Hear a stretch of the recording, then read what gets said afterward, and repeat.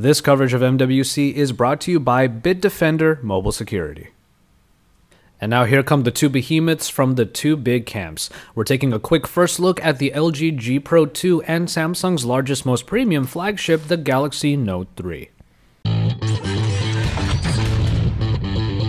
Both feature very compelling designs, with LG incorporating elements borrowed from the recent crop of devices like the LG G2, especially considering the button layout that is found on the back to be pressed by your index finger. To take things even further, the G Pro 2 slims the bezels down even further, and the back no longer is of a glossy plastic and is instead matted. Whereas Samsung has gone with a more rectangular shape with its design, LG has curved down the corners a little bit, and have sought to create a device that is not only visually stunning, but also is a joy to hold in the hand despite its very large size with that 5.9-inch screen. Yes, we do see a 0.2 increase in the size of the LG G Pro 2's screen. However, the best from LG is standing up very well against the best that Samsung has to offer in its 5.7-inch AMOLED display. We'll let you be the judge on which one looks better, as both offer very deep color palettes and are clearly among the best that we've seen.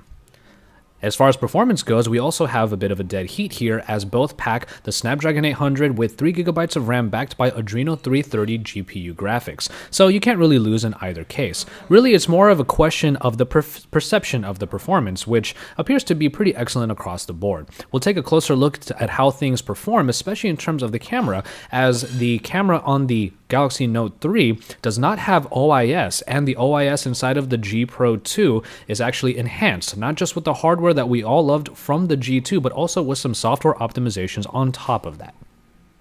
As far as the hardware bits go, we do see that both of these phones offer very similar experiences, what with both devices having 3200 mAh removable battery units for good longevity, and also expandable storage with a micro SD card slot found right next to that battery. As far as the software goes, we do see that the Optimus UI by LG and TouchWiz by Samsung are quite similar in that they both sport very heavy feature sets, but LG was quick to emphasize that they will be focusing more on the quality of the experience rather than just adding more features into the software suite. That being said, however, we do see some optimizations in here with the updated 4.4 KitKat. In particular, one feature we did like was the knock code, in which you could use a pattern set of taps in order to turn on and unlock your device from a turned off state.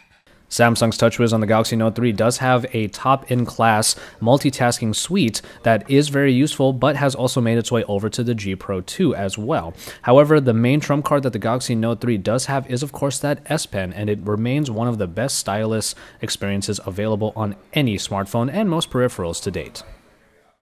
In the end, we have some of the best that either of these companies have to offer, and in larger sizes you have a great screen experience no matter which device you pick. So it really kind of comes down to whether or not you want a stylus experience with the Galaxy Note 3, or you want the best that LG has to offer with their G Pro 2.